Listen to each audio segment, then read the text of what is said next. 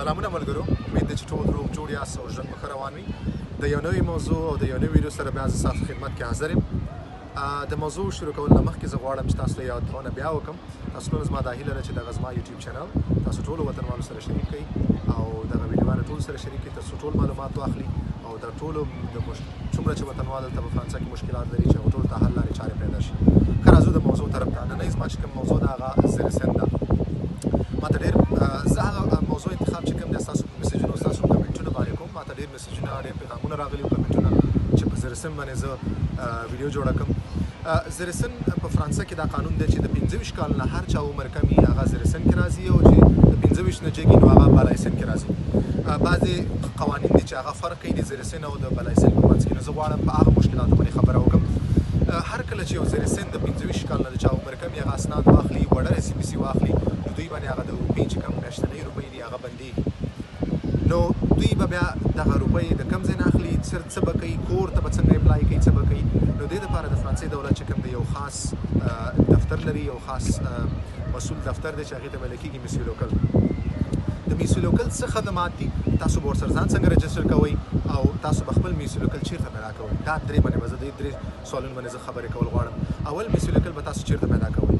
ستاسو میسیو لوکل چې کوم دی هغه تاسو هر پرفیکچر چې کوم میټرو ته تاسو ګوتې لګولې دي هغې سره مربوطه ستاسو میسیو لوکل یا تاسو پیدا کولی شئ. د انټرنیټ طریقه یې سرچ کولی شئ یا د خپل سوسیال نه پوښتنه کولی شئ هغه به تاسو ته پیدا کړي او هغه خپل چې کوم ستاسو اړوند میسیو لوکل ته به تاسو لاړ شئ.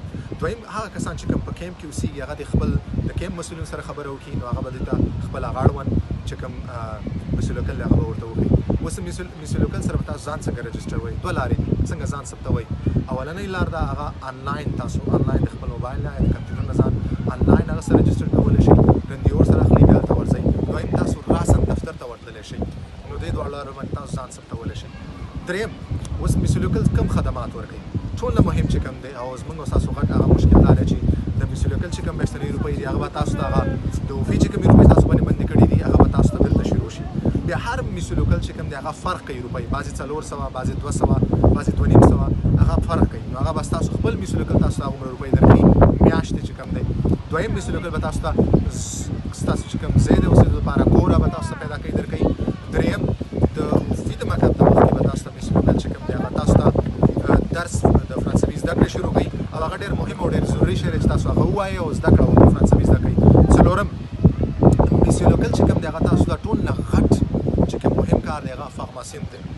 هر کس غواړي چې کومه شوبه کې ستاسو خوښه وي هغې تاسو فارماسین ویلی شئ. مثال برق کې تاسو غواړئ چې تاسو برق کې فارماسین وکړئ 1 کال 2 کاله فارماسین ورکړئ.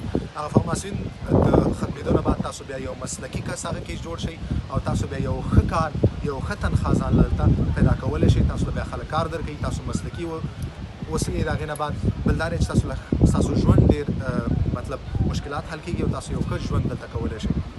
نو او بل پنځم چې کوم دی د وفي چې کوم دی تاسو یو کس درکوي یو مخصوص نفر یې هغه ته بډي ویله کېږي چې هغه بډي تاسو هر کله یو کوم مشکل تاسو اول هغه بډي چې کوم دی همیشه تاسو سره بډي کې کېږي هغه سره تاسو خپل مشکل شریکوئ او هغه بډي بیا ستا مشکل دپاره ستاسو دپاره تاسو سره کومک کوي تاسو سره منډه ترله کوي تاسو سره رندي ونیسي ستاسو هغه مشکل حل کولو لارې چارې ګوري. دا یو ډېر مهم کار دی.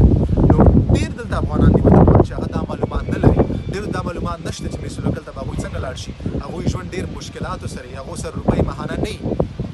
نو دې دپاره دغه ویډیو ما جوړه کړه چې تاسو دغه معلومات ټولو وطنوالو سره شریک کړئ تر څو د دوی دغه مشکلات حل شي او دلته دغه چې کوم فواید دي کوم ستاسو ګټې دي هغې نه ګټه واخلئ.